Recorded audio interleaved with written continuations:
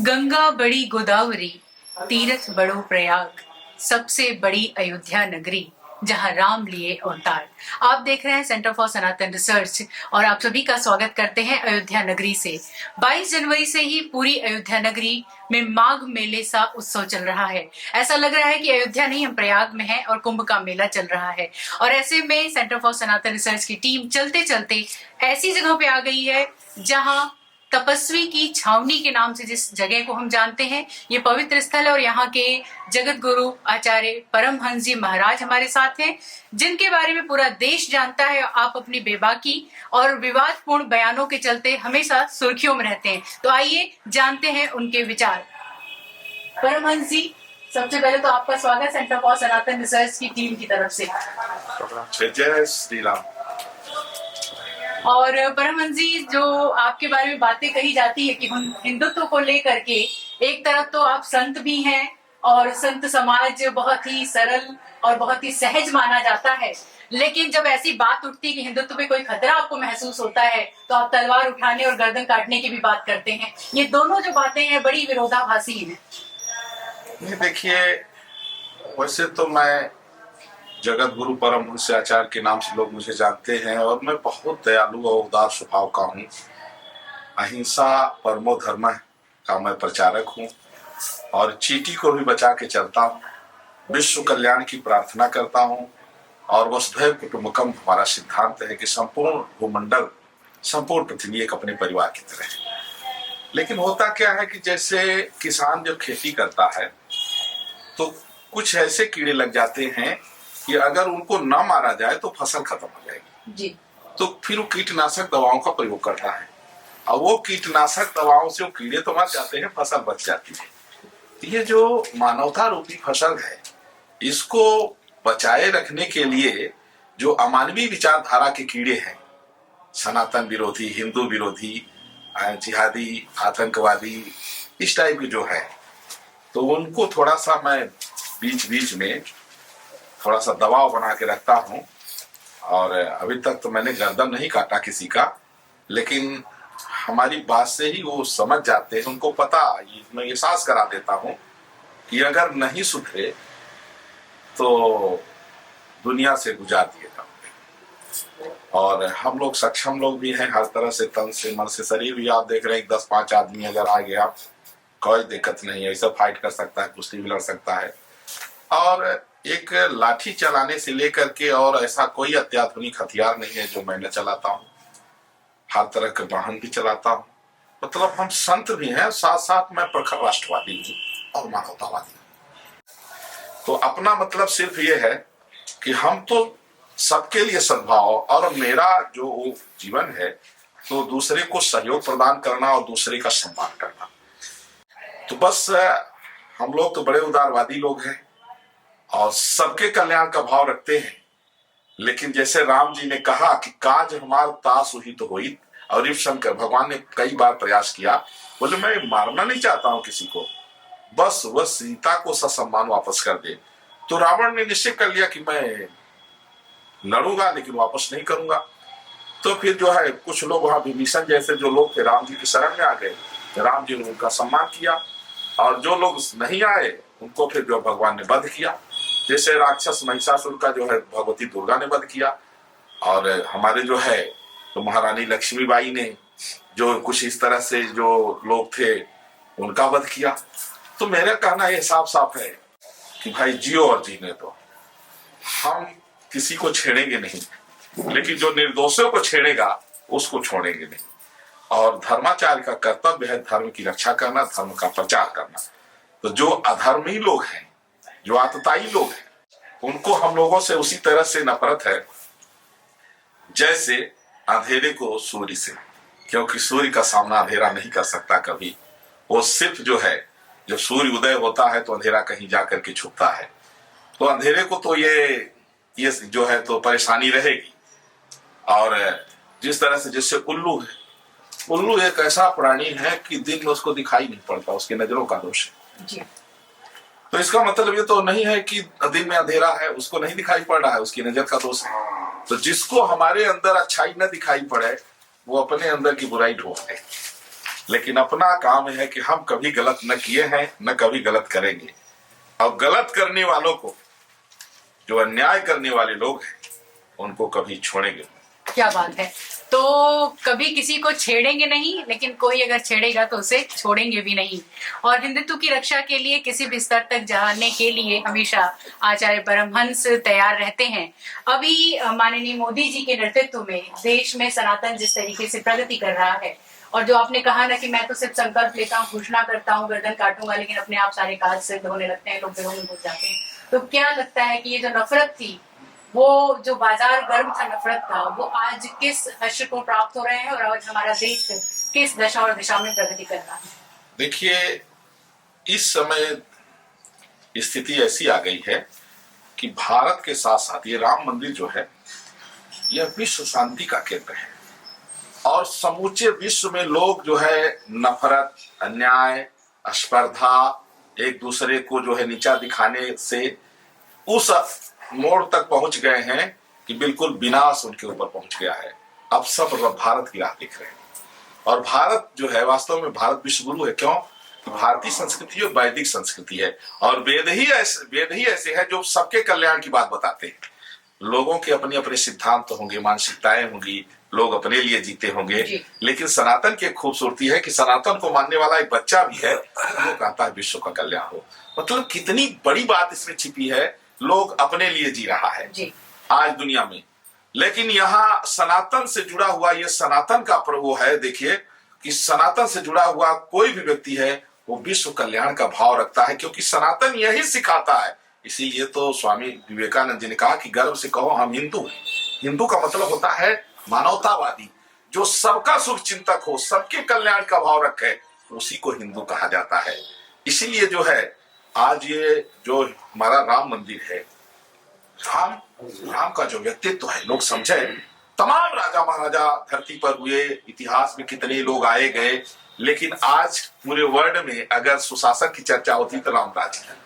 उस पर रिसर्च, लोगों तमाम तरह की चर्चाएं होती है, रिसर्च हो रहे हैं। जैसे राम सेतु की चर्चा, अब कितने वर्ष पहले, करोड़ों वर्ष पहले जो है राम सेतु बना था, उसकी चर्चा आज हो रही है। कितनी बड़ी बात है ये, आप देखिए। उसके लिए आज जो है मशीनें जो है सक्षम नहीं हो पा रही हैं कि जो अंदर में राम सेतु उसको तोड़ा जाए। मतलब देखा जाए ये सनातन की क्या ताकत है। आज राम मंदिर के द्वारा फिर से सनातन का जो संदेश है वो दुनिया में जा रहा है। मतलब एक बात, जैसे माननीय प्रधानमंत्री जी ने बहुत बड़ी बात कही, भारतीय संस्कृति को इसमें लोग देख सकते हैं। जो उन्होंने कहा किया है, विजय का दिन नहीं, ये विनय का दिन है। मतलब ये जिंदाबाद मुर्दाबाद करने की बात नहीं है, ये जो मानवता का ये मंदिर है। और मानवता जो है, मानवता किसी को नीचा नहीं दिखाती है। मानवता एक विनय का, जैसे फल जितना होता है पेड़ झुक जाता है। ये हमारी संस्कृति, जैसे प्रधानमंत्री जी ने एक शब्द में वैदिक संस्कृति को पूरी दुनिया के पटल पर रख दिया कि ये भारतीय संस्कृति है, ये राम का व्यक्तित्व है, ये राम मंदिर का संदेश है, ये अयोध्या का संदेश है, जो देश के प्रधानमंत्री जी ने एक शब्द में दे दिया। यह विजय का नहीं, विनय का उत्सव है। तो हाँ, ये बहुत बड़ी बात है। तो देखिए, ये मर्यादा पुरुषोत्तम भगवान श्री राम की जो पावन जन्मभूमि अयोध्या है, जहां भगवान श्री राम राजा थे। और राजा कैसे थे? उनका व्यक्तित्व तो ऐसा था कि चक्रवर्ती सम्राट, पूरे भूमंडल पर तमाम जो शासक थे वो राम जी को आदर्श मानते थे, और राम जी के निर्देश में सब काम करते थे। और वो व्यक्तित्व तो राम जी कभी प्रभाव से नहीं, स्वभाव से राम जी की पसंद है। जैसे जब राम जी लंका विजय किए, वहां के सारे लोगों ने कहा प्रभु ये लंका तो अब आपकी हो गई।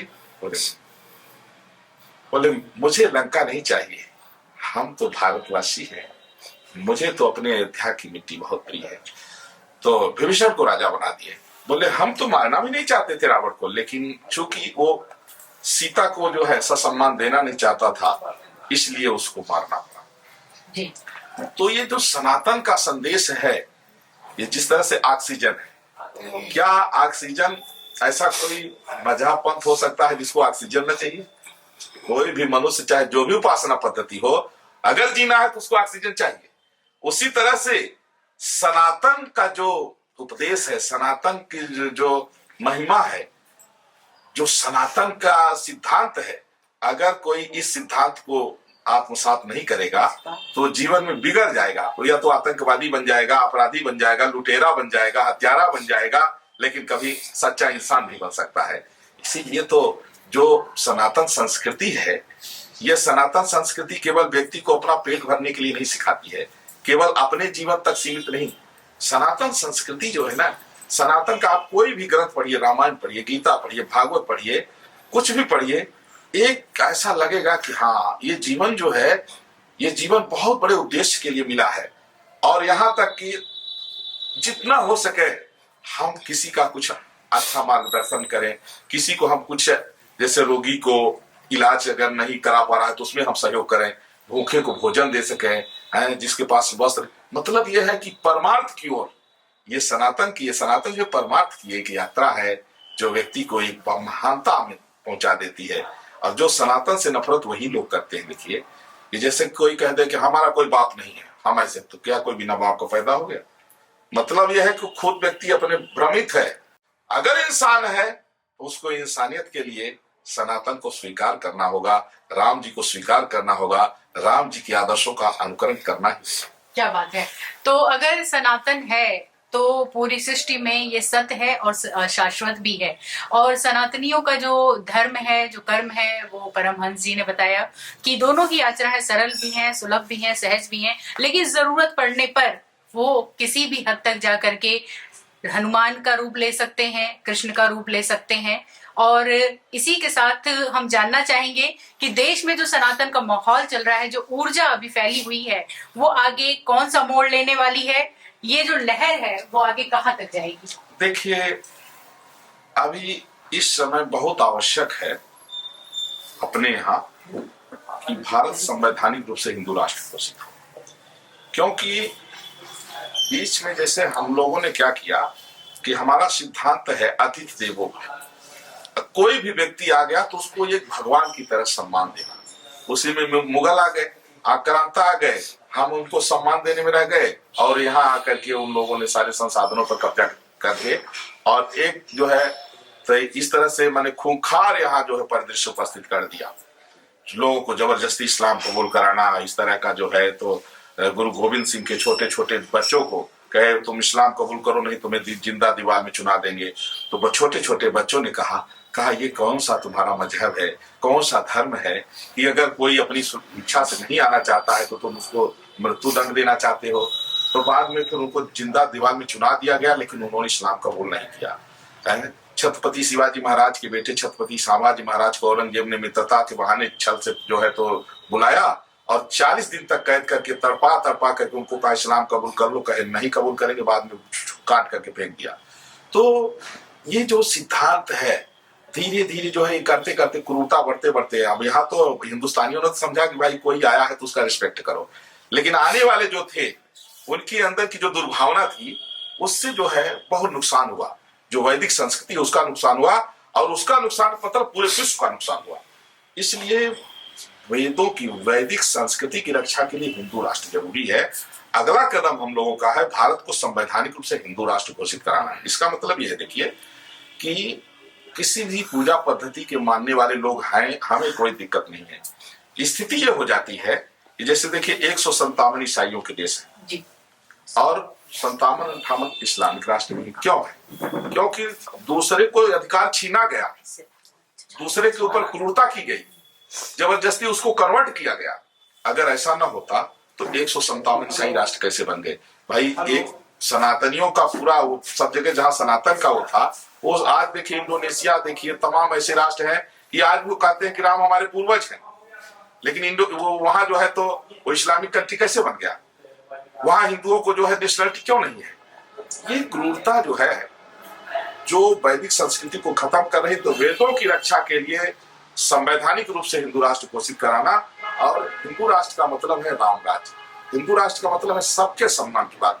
जैसे जो जिनका थोड़ा सा ऊपर जाता है, जो खौफ पैदा करने वाले लोग हैं, उस पर थोड़ा ब्रेक लग जाएगा। अपना मतलब देखिए ये नहीं है हमारा कोई किसी भी उपासना पद्धति को किसी को माने, हमें आपत्ति नहीं है।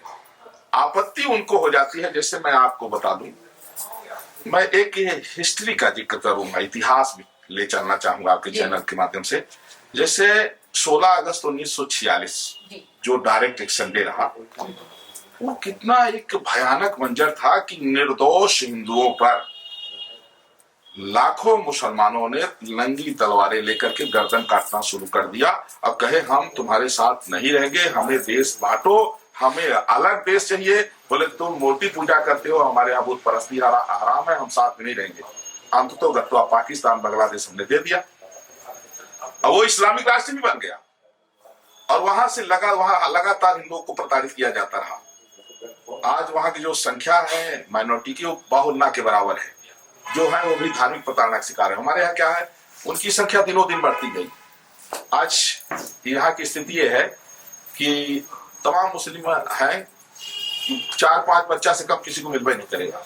10 बच्चा, 12 बच्चा, 15 बच्चा, 40 बच्चा, 60 बच्चा तक। मतलब ये लोगों को राष्ट्र, अगर उनसे पूछा जाता कहते वो तो अल्लाह की देन है। भैया जब अल्लाह बच्चा दे रहा है तो तुम बेरोजगारी के लिए मोदी को क्यों गाली दे रहे हो? जो अल्लाह बच्चा दे सकता है वो अल्लाह जो है तो रोजगार भी तो दे सकता है। अब अगर पॉपुलेशन कंट्रोल की बात अगर मोदी करते हैं तो कहते हैं ये इस्लाम विरुद्ध है, गैर इस्लामिक है। अब बेरोजगार के लिए तुम मोदी को गाली दे रहे हो, यहाँ के जो है तो सत्ता को तुम जिम्मेदार ठहरा रहे हो। ऐसा नहीं होना चाहिए, देश के प्रति जिम्मेवार होना चाहिए। इसलिए अब जैसे आप आजाद भारत की बात किया, वो तो डायरेक्ट एक्शन डे जैसे आजादी पहली बार। अब आजाद भारत के बाद जो 1990 हिंदू नरसंहार कश्मीर, पूरे एकदम एक तरफ से कोई लोग का क्राइम नहीं था, केवल सनातन धर्म को मानने वाले थे, हिंदू थे। इसलिए मस्जिदों से बड़े बड़े जो है लाउड स्पीकर लगा के लोगों ने, मौलानाओं ने कहा कि 3 ऑप्शन दिया। बोले कि जितने हिंदू हो या तो तुम कन्वर्ट होकर के जो है मुसलमान बन जाओ, इस्लाम करो, या तो कश्मीर छोड़ के चले जाओ, या मरने को तैयार हो जाओ। माने जो हम कह नहीं सकते हैं, ये कौन सी भाई तुम्हारा कौन सा मजहब है, ये कौन सा धर्म है, कौन सी उपासना पद्धति है? तो जो ये देखा गया, इस तरह से फिर से ये रिपीट न हो। आज हमारे भारत में विशेष बात का गर्व है कि 100 करोड़ से ज्यादा सनातन धर्म को मानने वाले भारत में हैं। लेकिन हमारे यहाँ जैसे मुसलमान कहने को तो माइनॉरिटी है, अपराध में बहुसंख्यक है जी। जितने अपराध, पत्थरबाजी हो, देश विरोधी नारा लगाना हो, राष्ट्रीय संपत्ति में आग लगाना हो, बढ़ चढ़ के है ये। लेकिन इसके बावजूद भी ये माइनॉरिटी नहीं है, लेकिन माइनॉरिटी का लाभ आज भी इनको मिल रहा है। कई स्टेट ऐसे हो गए हैं जहां हिंदू माइनॉरिटी हो गया है, लेकिन वहां माइनॉरिटी का लाभ हिंदू को नहीं, मुसलमानों को मिल रहा है, ईसाइयों को मिल रहा है। हमें दिक्कत इस बात से नहीं है, हमें दिक्कत सिर्फ इस बात से है कि निर्दोषों को निशाना बनाना। जहां तुम्हारी संख्या थोड़ा ज्यादा हो गई, वहां निर्दोषों को तुम हत्या करना, केवल ये मान करके कि ये ईसाई नहीं है या ये हिंदू है तो उसको दुश्मन मान लेना। इस विचारधारा को हम जो है तो कंट्रोल करने के लिए हिंदू राष्ट्र बनना चाहिए, उसको लेकर के हमने इसकी शुरुआत किया। देखिए, राम मंदिर का निर्णायक आंदोलन हमने किया जी। हमारे बाद जो है मंदिर बनना शुरू हुआ। इसका रीजन ये रहा, देखिए, कि राम मंदिर के लिए करोड़ों लोगों ने संघर्ष किया, किसी 1-2 का नहीं, करोड़ों लोगों ने संघर्ष किया। कितने लोगों ने अपने प्राणों को आहूत कर दिया। और संगठन को 1-2 नहीं, जैसे RSS है, राष्ट्रीय स्वयंसेवक संघ है, विश्व हिंदू परिषद है, बजरंग दल है, शिवसेना है, हिंदू महासंघ है, हिंदू महासभा है। कई संगठनों ने प्रयास किया, कोई ऐसा थोड़ी कि कोई एक संगठन। और कितने लोगों ने अपने प्राणों को आहूत कर दिया। लेकिन हुआ क्या, जैसे फिर बीजेपी इंटर करती है, भाजपा ने कहा रामलला हम आएंगे, मंदिर वही बनाएंगे। अडवाणी जी ने रथ यात्रा निकाली। हुआ क्या, जब सेंटर में भाजपा आ गई, स्टेट में भाजपा फुल मेजोरिटी में आ गई, तो उधर भाजपा को यह हुआ, दबाव पब्लिक बनाने लगी कि भाई अब वादा पूरा करिए। अब भाजपा को ये हो कि अब न्यायपालिका में मामला है। और संघ भी बजरंग दल से कहा जाए कि भाई अब आंदोलन क्यों नहीं कर रहे, तो बोले अब अपनी सरकार के विरोध में कैसे आंदोलन करें। ये स्थिति आ गई। उस समय हमने रिस्क लिया था और पूरा देश खड़ा हुआ। नहीं, शायद है कि राम मंदिर में कुछ और देर होती। तो इसके बाद फिर जब वहां से निर्णय आया, तो पहले देखिए, पहले दोनों पक्षों से हुआ। सुप्रीम कोर्ट ने कहा कि अगर कंप्रोमाइज हो तो बेहतर रहेगा। तो बड़े बड़े संतों ने प्रयास किया, जैसे बाबा रामदेव, श्री रविशंकर, तमाम लोगों ने प्रयास किया, कंप्रोमाइज किया, नहीं हो पाया। मुस्लिम पक्ष के लोगों ने कहा कि सुप्रीम कोर्ट का जो जजमेंट होगा उसको मानेंगे। जजमेंट आने के बाद उनकी भाषा बदल गई, ओवैसी इत्यादि क्यों कहे कि ये फैसला ठीक नहीं आया है। अब देश की सर्वोच्च अदालत ने फैसला दिया है और साक्ष्यों के आधार पर दिया है। उस एविडेंस को उन लोगों ने नकार दिया। तो मुझे लगा कि संवैधानिक पदों पर बैठे हुए लोग, देश की सर्वोच्च अदालत पर अगर विश्वास नहीं है, तो आने वाले समय में ये दूसरा जिन्ना साबित हो सकते हैं। इसलिए फिर मैंने हिंदू राष्ट्र आंदोलन की शुरुआत किया। फिर हमने एक बार जल समाधि घोषणा किया, फिर हमसे समय मांगा गया, फिर हमने तमाम साधु संत कथावाचकों को कहा कि इस मुहिम को आगे बढ़ाइए, नहीं तो वैदिक संस्कृति को बचाना मुश्किल होगा। और अगर वैदिक संस्कृति नहीं बचेगी तो दुनिया में सिर्फ आतंकवाद की आग में सब झुलस के मर जाएंगे। मानवता वेदों से ही मिलती है, वेदों की रक्षा के लिए जरूरी है। तो हिंदू राष्ट्र की शुरुआत हुई और धीरे धीरे यह जो है तो इसका काफी वो चर्चा है और देश के कोने कोने में। बस अब इसमें यह है कि जैसे हमारे यहाँ हिंदू लोग क्या सोचते हैं चलिए मोदी है तो कर लेंगे, लेकिन थोड़ा सा निकलना पड़ेगा। और हम तो कहते हैं कि एक दिन के लिए, एक घंटे के लिए रोड पर निकल जाओ कि हमें हिंदू राष्ट्र चाहिए, बाकी हम संभाल देंगे। तो माहौल अच्छा बना है और होगा। हिंदू राष्ट्र का मतलब ये नहीं कि हिंदू राष्ट्र में जो भी है वो जिसको जो सम्मान सुविधाएं हैं उससे और ज्यादा उसको हो जाएंगी। बस ये है कि निर्दोषों को कोई सता नहीं पाएगा, बस ये रहेगा। तो निर्दोषों को कोई सता न पाए और हिंदू राष्ट्र की मांग है जगत गुरु परमहंस जी की कि इसे हिंदू राष्ट्र के रूप में अब जाना जाए और हिंदू और हिंदुत्व का प्रचार पूरी दुनिया में हो। अब जानना चाहेंगे कि ये तो बात अयोध्या की श्री राम जन्मभूमि की हो गई और ये सपना साकार हुआ, लेकिन अभी काशी और मथुरा फिर भी बाकी है। ज्ञानवापी मंदिर का भी विवाद चल रहा है कोर्ट में, इस पर क्या बयान है आपका? देखिए, जिस तरह से कोर्ट से ही यहाँ का मामला, अयोध्या का मामला, यहाँ का विवाद खत्म हुआ है, मथुरा और काशी भी कोर्ट से ही खत्म होगा और बहुत जल्दी खत्म हो जाएगा, साक्ष्यों के आधार पर खत्म हो जाएगा। अभी जो है मथुरा का जो प्रकरण रहा उसके एविडेंस जो है जो देना चाहिए वो जल्दीबाजी में वो एविडेंस नहीं प्रस्तुत कर पाए हैं, तो हम लोग इस पर विचार कर रहे हैं। हमारे पास इतने साक्ष्य हैं कि अपने आप हो जाएगा। और रह गई बात मंदिर की, तो काशी में तो निर्माण कार्य हो ही गया है, कॉरिडोर बन गया, सब निर्माण हो गया है। थोड़ा जो विवादित स्थल है जहाँ हमारे विश्वेश्वर भगवान है वह भी बहुत जल्दी जो है वहां का जजमेंट आने वाला है और मथुरा का भी जो है बहुत जल्दी विवाद खत्म होने वाला है। करीब करीब 1 साल के अंदर मथुरा काशी का विवाद खत्म हो जाएगा। निर्माण काशी भी चल रहा है, मथुरा भी चल रहा है, क्योंकि भारतीय जनता पार्टी ने कहा था ना कि अयोध्या मथुरा विश्वनाथ तीनों लेंगे एक साथ, तो अयोध्या को हो गया, अब काम वहां भी हो रहा है।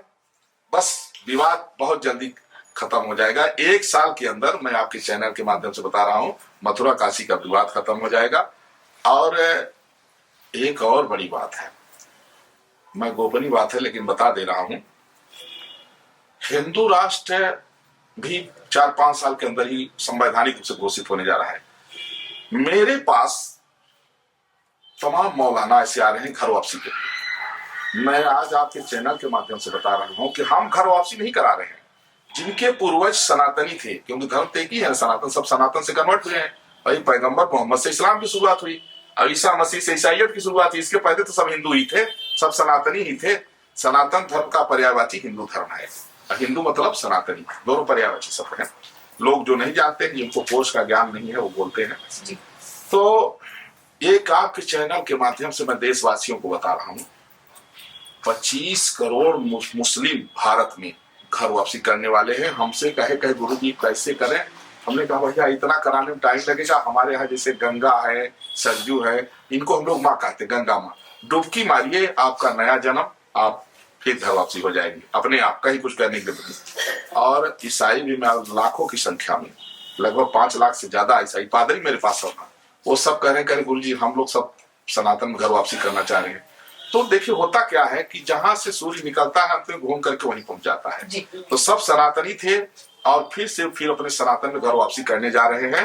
तो अपने आप पूरे विश्व में, क्योंकि आज विश्व जो है ना अब नफरत नहीं चाहता, अब आतंकवाद नहीं चाहता है, अब एक दूसरे का सहयोग और सम्मान की दिशा में आगे बढ़ना चाहता है, जिसके लिए एक ही रास्ता है, हम सनातन को आत्मसात करें, स्वीकार करें।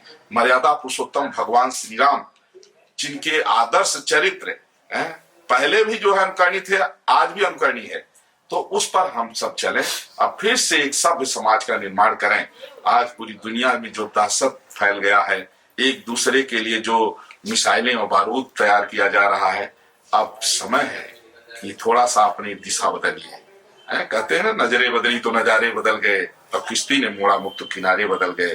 तो थोड़ा सा अपनी नजरिए को चेंज करिए और आतंकवाद, जिहाद, ये हमारी विचारधारा सबको हटाइए फिर मानवता की ओर बढ़िए और एक फिर से मानवता का सूर्योदय हो, पूरी दुनिया में फिर से वो एक दूसरे के सहयोग सम्मान की स्पर्धा हो, एक दूसरे का सम्मान कितना किया जाए, सहयोग कितना किया जाए, इसकी स्पर्धा होनी चाहिए। एक दूसरे को नीचा दिखाना ये मनुष्य का काम नहीं है। मनुष्य का शरीर पा करके भी अगर यही रह गया तो जानवर और मनुष्य में अंतर क्या रहा। इसलिए भगवान की कृपा से यह भारत विश्व गुरु है और राम मंदिर के साथ यह वैदिक संस्कृति का जो विश्व शांति का संदेश है वो पूरी दुनिया में जा रहा है आप लोगों के चैनल के माध्यम से। और फिर से एक बार मानवता का जो है युग शुरू होने वाला है। जय श्री राम। तो अभी जैसा कि सुना कि बहुत सारे लोग घर वापसी की उम्मीद लगा बैठे हैं, घर वापसी करना चाहते हैं, लेकिन उन लोगों का क्या जिन्होंने 90 के दशक में अयोध्या में जलियांवाला बाग जैसा माहौल बना दिया था, इस तरीके से खून की होली यहाँ खेली गई थी, न जाने कितने कार सेवकों की बलि ली गई थी। इस पर आपका क्या विचार है? बाकी लोग तो घर वापसी कर लेंगे, लेकिन ये लोग कहाँ जाएंगे? देखिए, उसमें से काफी लोग मर गए हैं, वो नरक में कहीं अपने जो है तो पापों का प्रायश्चित करते होंगे।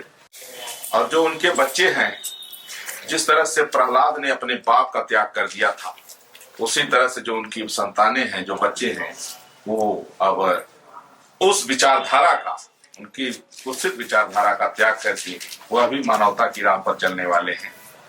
तो ठीक है, थोड़ा थोड़ा जो है हम कहते तुम भी 2 कदम आओ, 2 कदम हम भी आए, मिल करके एक नया इतिहास बनाएं तो बहुत अच्छा है। और सबको मिलजुल करके, यही तो इंसानियत है।